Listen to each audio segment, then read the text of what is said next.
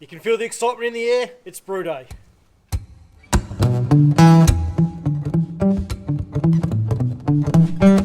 Hey guys, as I mentioned, it is brew day and I'm pretty excited. This is the second brew that I'm going to put through Brewie, and today I'm going to probably demonstrate one of the things I absolutely love about Brewie is the ability to multitask. So I'm going to run this brew today, which is the Redneck Hopster American Pale Ale. I'm really looking forward to brewing this, and while I'm doing that, I'll let it go through its paces and all that sort of thing.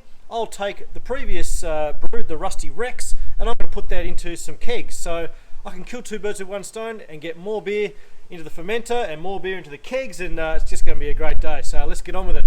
So guys, before we go any further, I'll just show you this new little setup I've made here. So I grabbed myself an old school desk sort of thing off Gumtree, whacked a bit of timber onto a bit of a shelf down there where I can keep all my different brewing supplies, and put it on some lockable casters so that I can now wheel my brewery into the back of the shed where it sort of lives, and then wheel it out on brew day so that I can wheel it outside of the shed and it will pick up the Wi-Fi from my house. Now the other thing is also that I've got a notoriously leaky water filter, so I can now bring that out to the edge of the shed, and any leakage that happens with that water filter will now remain outside of my shed and not turn it into a swimming pool.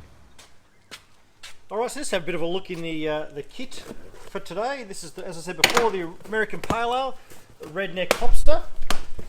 And my kits, being that I'm in Australia, they come from Grain and Grape in Victoria, who are doing a fantastic job, I must say, with getting these kits to me. So inside the box here, get down there out of the way, we've got our malt bag all ready to rock and roll. All the malt's been cracked and everything, so that's ready to move. We've got our different hops here. So as with the previous one, each of the hop bags are numbered 2, 1, 4 and 3 there, and then we've also got an extra one in here which is the dry hop, which will be unreal.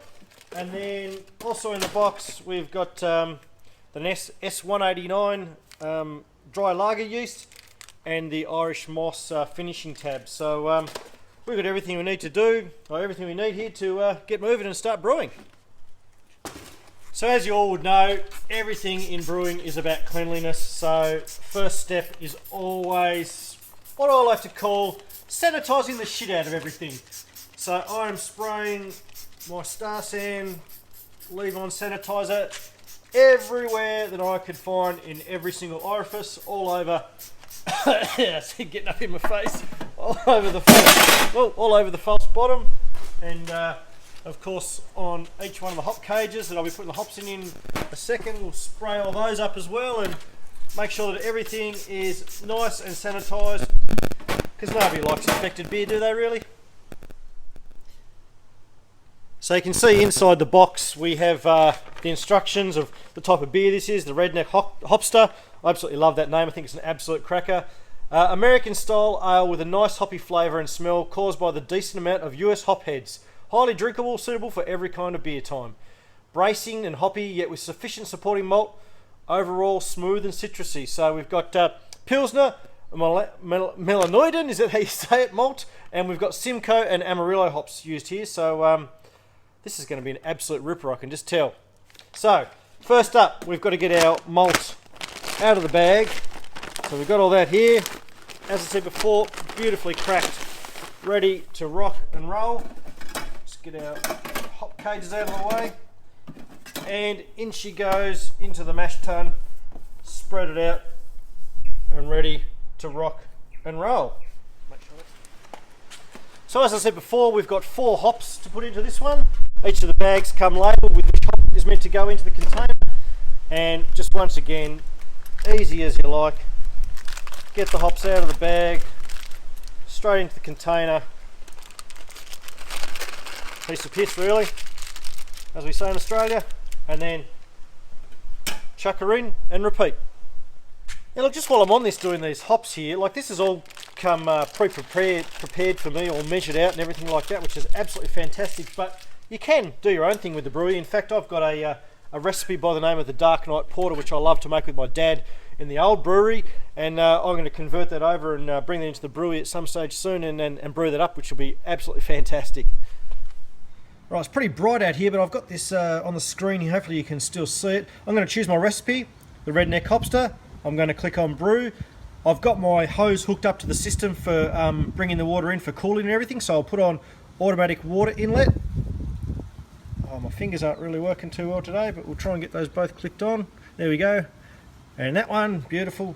When all else fails, use your right index finger, is what I say. And let's press start. So all the hoses are all connected up. So we click on done.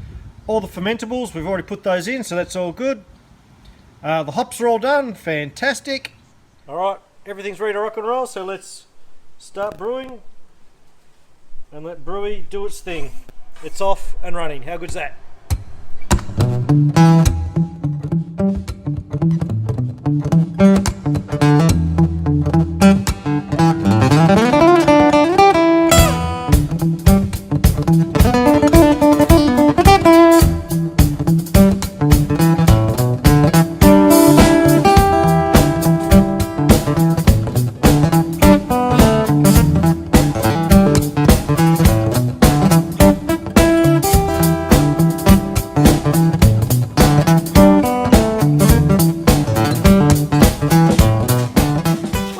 Go today. So I've been over there doing my kegging and all that sort of stuff. I've run the kids around to places, done all sorts of things, and all the while Brewie has been working away. Now I come back and it's cooling down the work. It looks like it's all done. We've had a little bit of boil over here, we can see as well, which is no real dramas I don't think, but just a little bit extra clean up for me. But we'll cool this thing down and then we'll put it into the fermenter and pitch the yeast. Too easy. Alrighty, so the brew has cooled down now, and here it comes at the draining hose into the fermenter, and shortly we'll pitch our yeast. Too easy. So while that's draining away, we'll just check the original gravity on this. We've got a gravity of 1.05, which seems pretty reasonable for what's going to be a 5% beer. Probably just some feedback for Brewie is to maybe on their recipes include the original gravity reading for us that want to test those things. But anyway, let's keep moving. Alright, so the wort's all drained out into the fermenter now. Probably slightly below what I was expecting, only 16 litres this time. I think with the last brew it was up around the 20s, so anyway, maybe just some fine tuning to go there. Going to chuck in the S189 yeast now. Never used this yeast before, so interested to see how it goes, and then we'll chuck her in the cupboard and leave it to ferment away. So there you go. That's the brew day done. Bit of cleaning up to do now, but most of that will be done by Brewie itself, which is cool.